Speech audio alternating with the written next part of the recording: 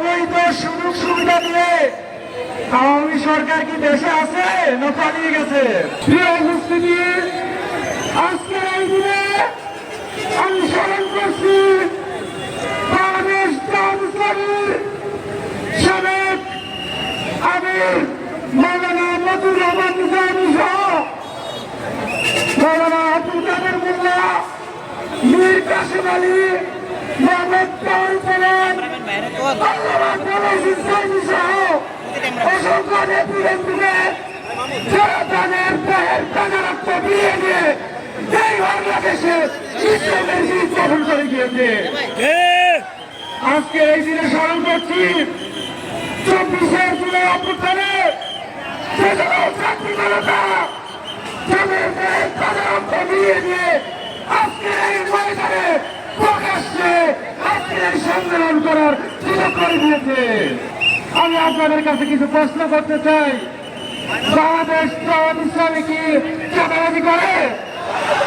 জামাত ইসলামী কি টেন্ডারবাজি করে? জামাত ইসলামী কি লুটপাট করে? জামাত ইসলামের নেতৃত্ব কি দেশ থেকে পালিয়ে যায়? জামাতের নেতারা কি অসৎ?